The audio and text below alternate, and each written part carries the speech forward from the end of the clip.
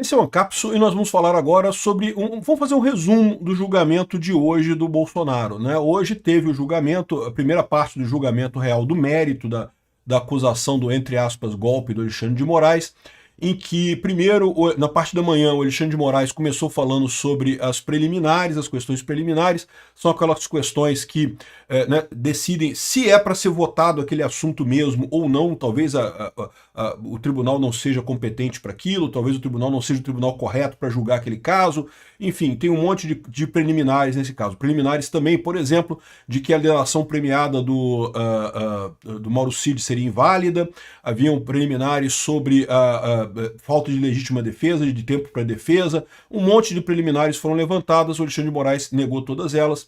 Depois, na parte da tarde, a gente já falou sobre isso um pouco no vídeo de hoje cedo, e depois na parte da tarde teve o voto do Alexandre de Moraes, né, ele condenando todo mundo. Isso não é diferente do que a gente esperava, todo mundo sabia que o Alexandre de Moraes iria votar para o pior coisa possível.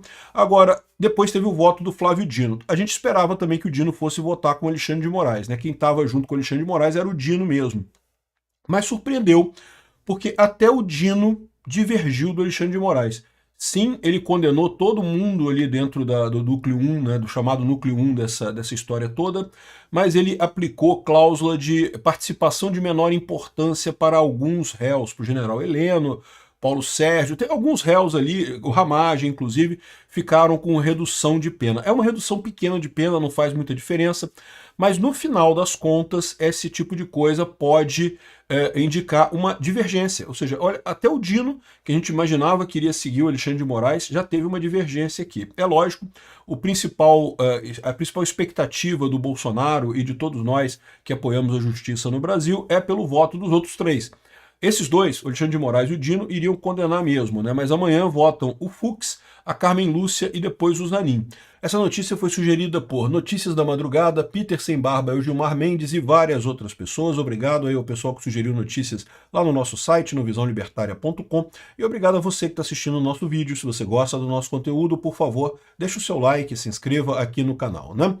Então, vamos fazer esse resumo hoje do dia de hoje. A gente já fez um vídeo mais cedo falando sobre a parte da manhã desse julgamento, e na parte da manhã a grande notícia é que o Fux indicou que vai divergir nas preliminares. Isso é muito importante, porque todo mundo estava vendo que ele iria divergir no voto. Isso já era uma coisa importante, porque isso pode jogar o recurso para o plenário do STF. Mas mais do que isso, o Fux pode divergir nas preliminares, né? E é lógico, se ele for um voto vencido, ele vai ser só um voto vencido, não vai mudar nada. Mas já abre a possibilidade de recurso para o pleno, para o plenário do STF, né? Para a turma, para todo o plenário, não só a primeira turma, né? Aí, agora, a surpresa que veio agora na parte da tarde foi o voto do Dino. Mas antes disso, vamos falar um pouco sobre o voto do Alexandre de Moraes. A esquerda teve orgasmos, né? A esquerda está tendo orgasmos múltiplos com o voto do Alexandre de Moraes. Aqui o Matheus Leitão. Por que o voto de Alexandre de Moraes entra para a história? Ah, porque ele falou tudo aquilo que a gente queria, que a gente acha, né? Tudo aquilo. Ai, que golpe, que não sei o que lá, que Bolsonaro é ruim, que não sei o que lá.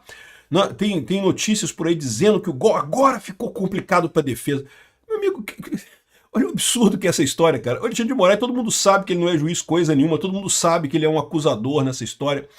Assim, ninguém esperava outra coisa do voto do Alexandre de Moraes. Aliás, a impressão que pareceu foi o contrário, né? Muito do voto do Alexandre de Moraes foi ele tentando justificar esse processo todo no STF. Aquele papo todo que não, que o Brasil saiu de uma ditadura militar e não poderia entrar de novo numa ditadura militar. Então vamos fazer uma ditadura judiciária agora, né? Porque é isso que ele está fazendo em última análise. Ninguém quer ditadura militar, de fato, né? É um absurdo isso. Ditadura de nenhum tipo é boa, nem militar, nem jurídica, nem de nenhum tipo é boa a ditadura. Mas o fato é que ele tentou se defender dessa forma. Essa é a defesa da esquerda, dizer que Bolsonaro tentou um golpe. Ora, essa é uma defesa, é um truísmo, né? Ou seja, é uma coisa que é verdade se já for verdade. Ou seja, você está acusando ele de golpe e está dizendo que se ele desse um golpe, coisa e tal. Mas o problema é que ele não deu golpe, não teve golpe. No dia seguinte da eleição, na semana seguinte da eleição, já começou o processo de transição.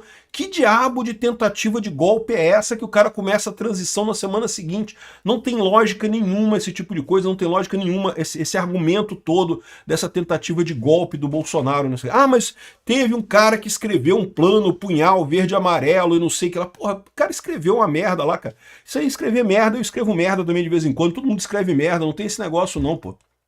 Enfim, o caso aqui, evidentemente, é um absurdo, né? O senhor Alexandre de Moraes está acusando o Bolsonaro de ter tido um golpe, e por isso que é importante condenar Bolsonaro, porque ele fez um golpe. Mas caramba, cadê o golpe, cara? Não teve nenhuma dificuldade para o Lula assumir, não teve ninguém que tenha impedido o Bolsonaro de alguma coisa.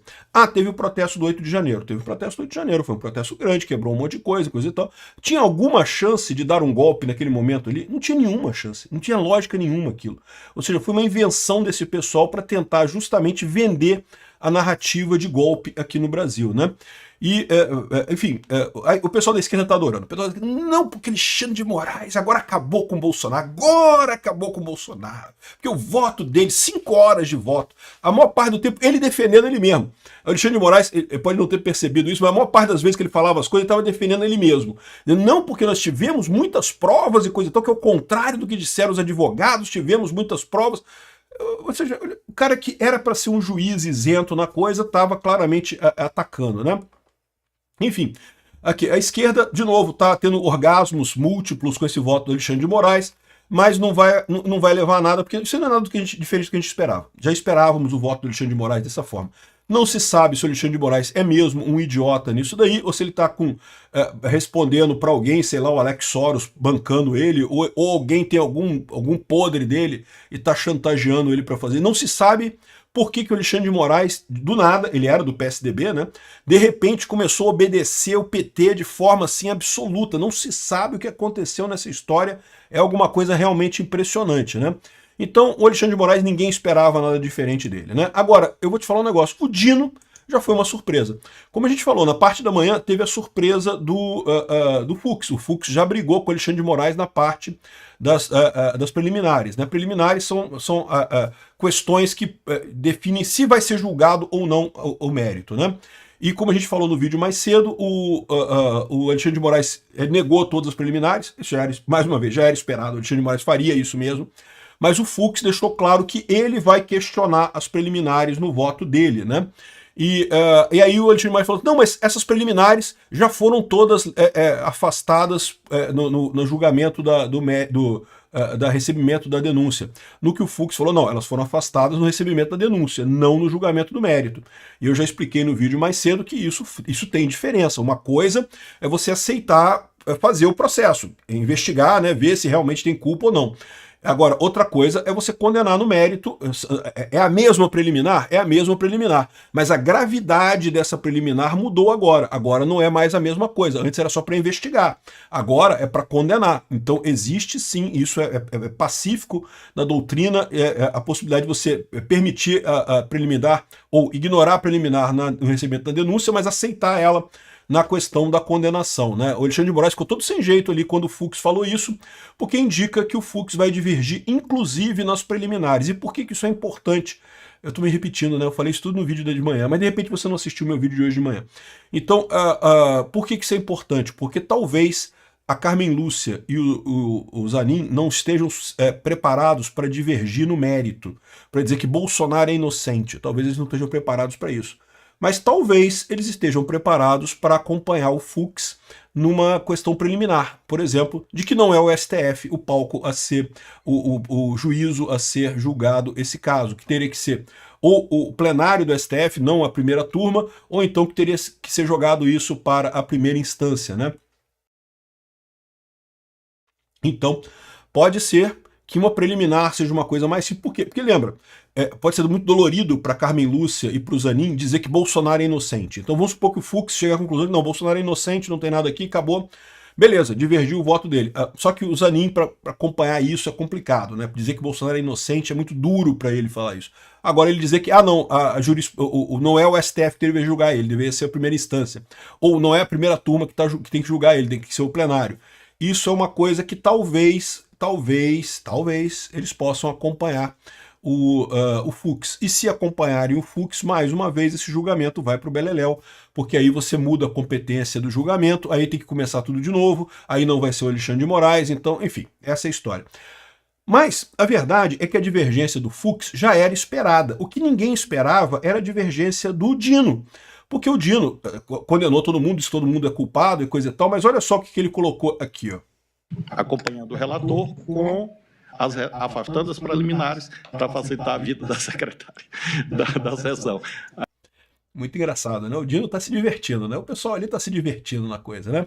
Afastando as preliminares, acompanhando o relator quanto ao juízo condenatório que fez, com a ressalva de participação de menor importância para os réus Alexandre Ramagem, Augusto Heleno e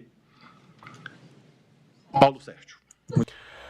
O que é participação de menor importância? Isso é um artigo do Código Penal que fala que caso um réu... Assim, o Código Penal já fala que a gradação da pena, o quantum da pena que você vai responder num crime depende da sua participação.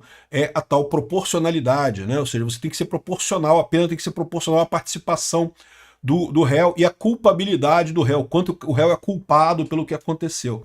Então, normalmente é assim. Mas, além disso, existe uma cláusula específica de participação de menor importância que permite o juiz reduzir a pena em 1/6, se não me engano, alguma coisa assim. Não é uma redução muito grande, não, tá? Em termos de diminuição de pena, não é muito grande, não. Mas, de qualquer forma, o que acontece nesse caso? Ele está declarando que todo mundo é culpado, mas tirando pena dessas pessoas, né? Do Ramagem, do Heleno e do Paulo Sérgio. Esses teriam uma participação reduzida na visão do Flávio Dino. E por que isso é importante? Isso é importante porque abriu uma divergência. Isso é uma divergência. Já não é um voto só, o voto do Alexandre de Moraes. O que isso indica? Bom, do ponto de vista prático, isso significa que agora, desse jeito, do jeito que está o julgamento agora, já cabe o recurso infringente, já pode ser jogado isso para a turma principal lá para o plenário do STF, né? Então isso já tem isso de importância, mesmo sem o voto do Fux. Muito embora a gente imagine que o voto do Fux também vai permitir esse tipo de coisa, também vai ter uma divergência talvez até maior que a do Dino. Mas tem um outro aspecto nisso daqui, né? Porque pode indicar que o Dino, justamente ao divergir do Alexandre de Moraes, está querendo se dissociar do Alexandre de Moraes. Lembra? Há uma acusação de desvio de direitos humanos, né? Os Estados Unidos fizeram a acusação de que o Alexandre de Moraes está violando os direitos humanos nesse processo, justamente por não respeitar o devido processo legal, e dessa forma o Flávio Dino pode dizer que, não, mas olha só, mas eu não concordei com ele 100%, não, eu diminuí a pena, eu coloquei uma cláusula de diminuição de pena aqui para dar uma aliviada nessa história, para ficar uma coisa um pouco menor e coisa e tal, né? Para indicar que não está junto com o Alexandre de Moraes. Todo mundo sabe que o Flávio Dino está junto com o Alexandre de Moraes, tanto que votou pela condenação de todo mundo, né? Mas isso mostra essas duas coisas. Primeiro, que a coisa vai para o plenário do STF, inevitavelmente. Então, por mais que a condenação do Bolsonaro possa sair agora, e com todas as condições que aconteça, muito provavelmente a conclusão desse julgamento só aconteceria no ano que vem. É muito difícil isso chegar no plenário e ser votado esse ano ainda, né? A outra coisa que a gente pode dizer disso daqui é que o Flávio Dino tá com medo. E é para estar mesmo, porque a situação do Alexandre de Moraes vai piorar muito depois desse julgamento. Os outros ministros vão ter um certo receio de continuar nessa coisa toda aí, desse alarde todo que eles estão fazendo, né? Isso se não chegar o nosso porta-aviões do Paranoá, que está todo mundo ansioso para receber. Obrigado por assistir o vídeo até o final.